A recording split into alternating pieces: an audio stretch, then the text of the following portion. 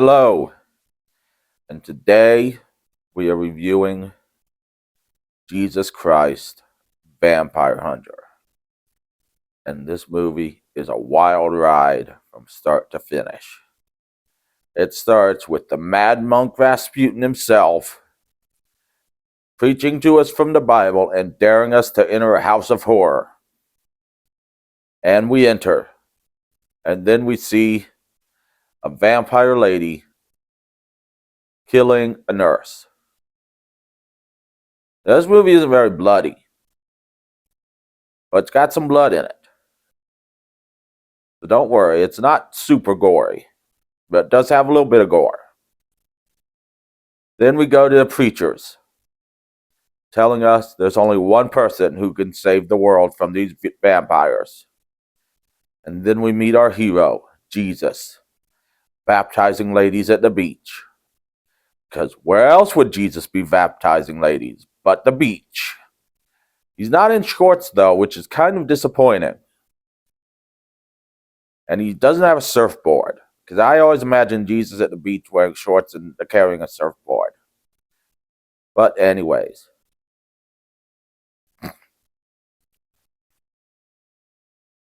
Then the vampires attack, killing 2 of the priests. But before they do, they bless the water. Jesus dunks 2 of the vampires in it, but the lead vampire lady escapes. And 2 vampires that get dunked in the water burn to death in the water. Not the greatest effects in this movie, because it's pretty low budget Canadian. This is a Canadian movie, people. So prepare to see signs in French.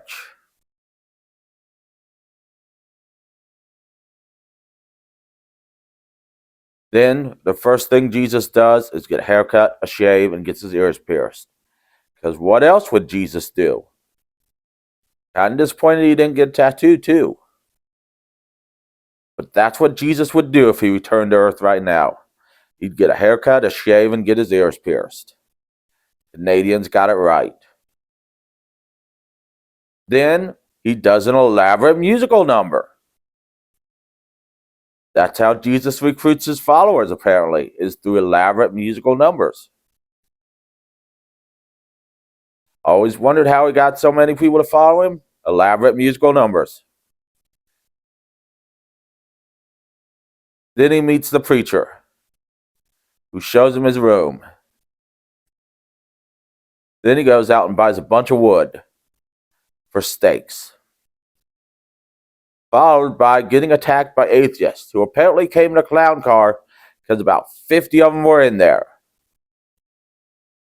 Atheists who, by the way, don't fight worth a damn. Which shows you if you're ever in a fight with an atheist, it's pretty easy to take them down. And Jesus takes all the atheists down. So Jesus is either a good fighter or the atheists aren't.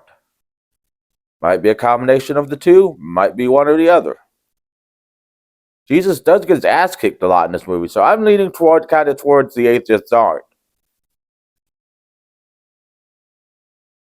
Then we meet our female star of the movie, Mary Magnum, who carries a gun.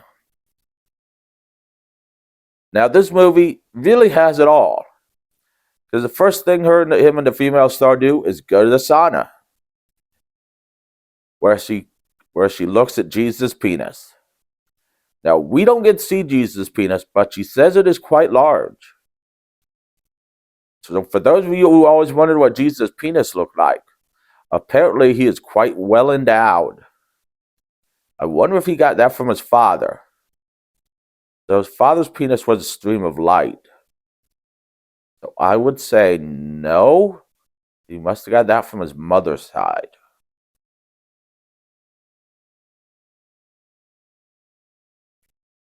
Then we have a montage of Jesus trying on clothes. Just what we need in every Jesus movie. And a guy talking like it's the 70s. Which, by the way, they have cell phones in this movie and they talk on them, but they're the oldest cell phones in the world. You know, those big hunky things? So I'm thinking Canada is kind of living in the 70s in this movie, because Mary Magnum wears like a skin tight leather catsuit wherever she goes.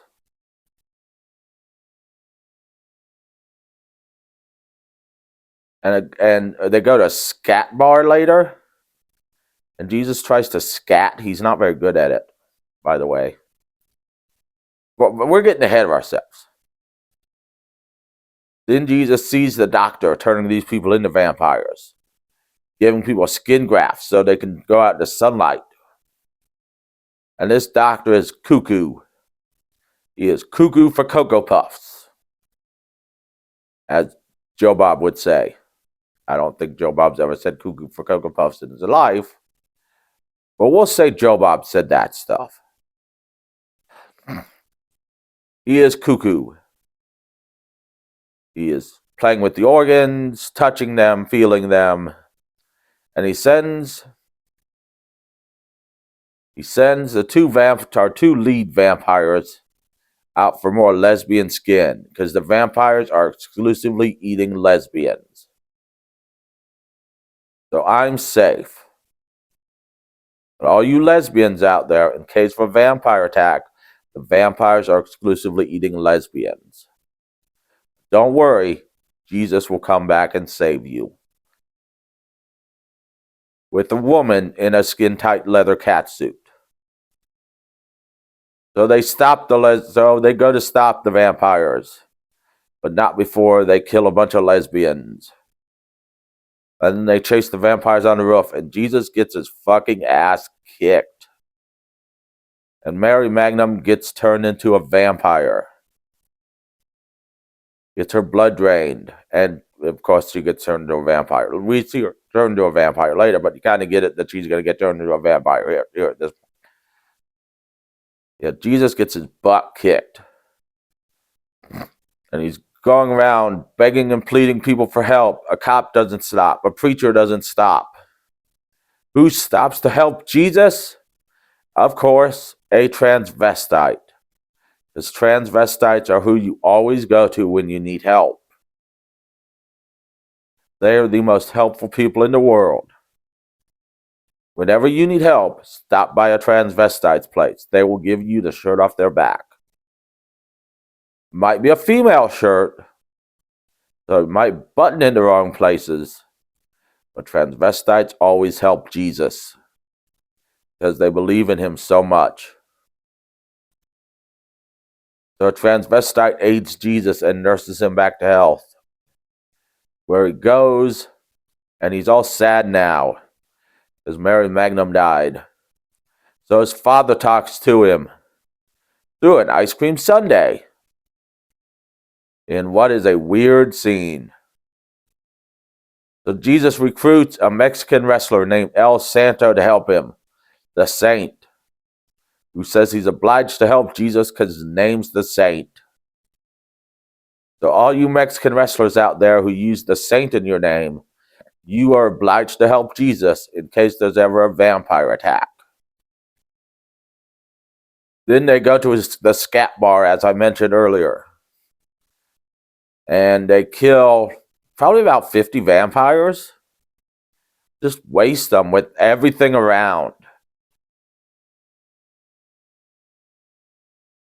Before they eventually get overtaken, and the Saint and his manager, girlfriend person gets taken.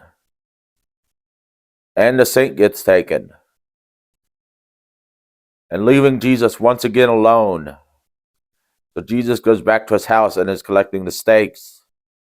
When Mary Magnum, the vampire, and the lead vampire chick and the other vampire guy break in and take Jesus to the junkyard, which is their base. I don't know many vampires whose base is the junkyard, but maybe in Canada vampires hang out in the junkyard. I don't know. I don't know.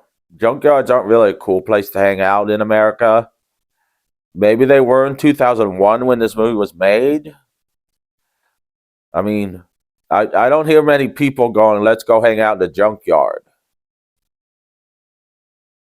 You'd think they were hanging out at a bar, an apartment, a barn. You know, they hang out in a barn with the Amish, turn some Amish into vampires. I imagine Amish vampires would kick ass. They could build like vampire weapons in like seconds. But anyways, they're hanging out in the junkyard, and here we go into the final battle.